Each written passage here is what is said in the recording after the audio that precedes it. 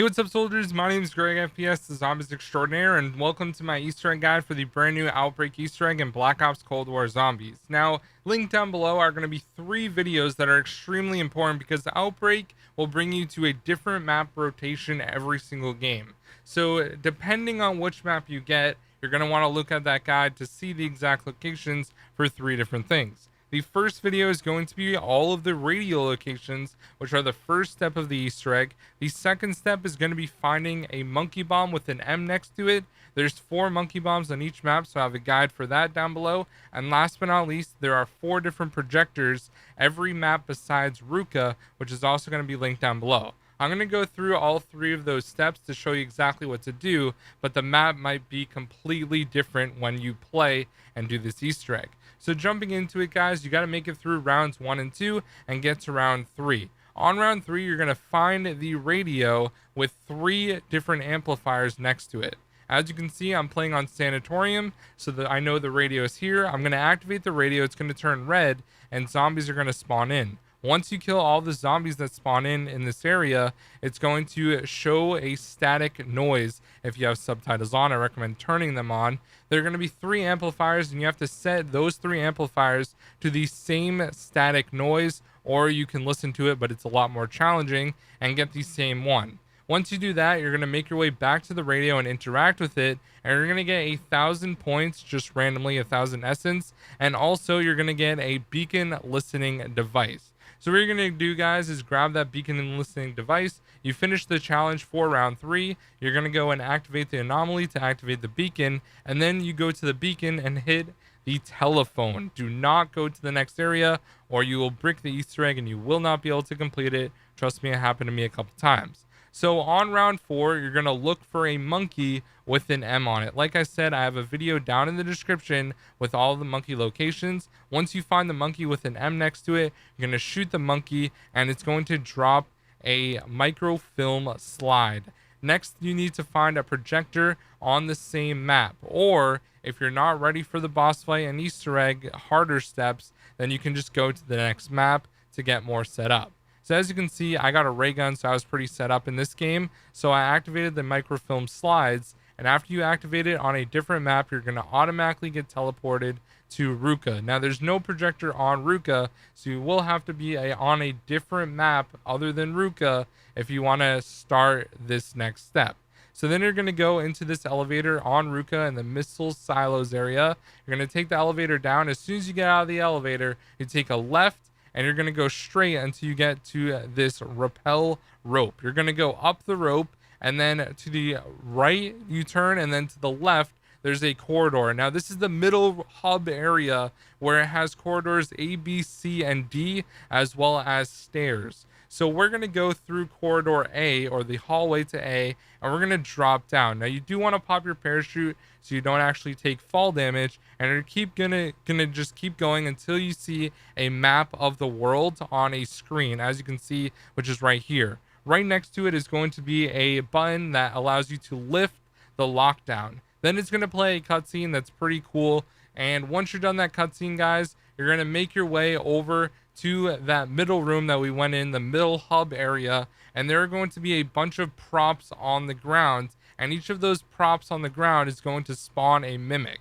There's about 20 mimics that will spawn if you just run through and activate them all, which is what I like to do. Now, if you don't feel comfortable doing this, you can activate like 3 of them, kill those, activate more, so on and so forth. You may get megatons as well as different enemies inside of this area, so just be careful. Tempest can spawn in there and things like that. So go ahead and kill all of those mimics. If you have brain rot on your gun, it's going to deal a lot more critical damage to the mimics, which I definitely think is worth it. So once you kill all the mimics, guys, you go down the hallway for C, and there's going to be a soldier. You interact with the soldier, and a red mimic is going to spawn from that soldier's area. Now, this red mimic is a lot stronger than the other ones, but you can deal more damage with brain rot. So like I said, run brain rot. No matter what gun you're using, it's going to be really, really helpful for this. And you just go and kill the mimic to get the first launch key. Now we're collecting 3 total, so that's the first one. Really, really easy. The second one requires a lot more stuff. So you're going to go down the hallway B in the B silo, and you're going to make your way down to the bottom, and there's going to be a canister that you activate for Ethereum, as you can see right here, a Ethereum harvester unit. So around B, there's going to be Ethereum crystals that are in different areas, and you're going to be breaking those crystals with your gun and collecting them. Now, like I said, there's a bunch of different areas. Like the first one is up here on the wall. All you have to do is shoot them and then just run over the crystals and you automatically collect them. So you can get those there. There's some in the middle area that have a lot. There's a hallway in this area that also has a lot of these crystals. And basically you have to collect 20 of them.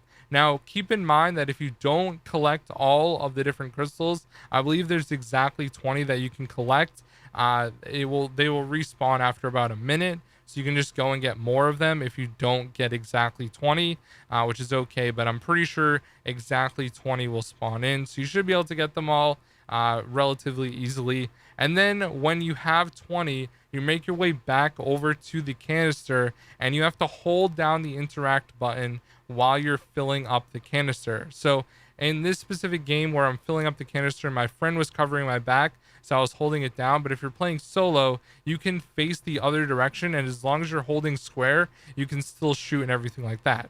So once you fill all the 20 crystals into the Ethereum canister, it's going to get sucked down and then back up.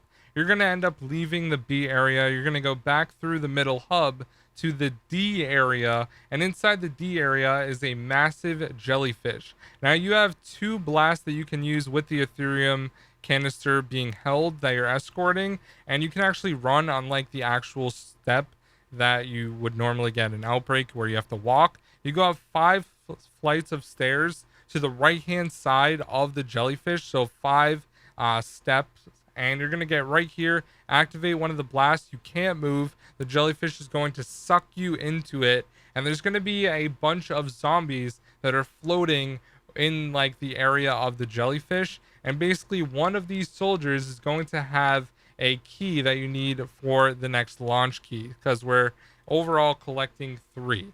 So as you can see, we're going to get sucked down, and all you want to do is just interact with the other zombies that are floating there, and eventually you should get the second key. As you're going to see, I think I'm going to get it from this next one. I grab it, and we're all set with that step.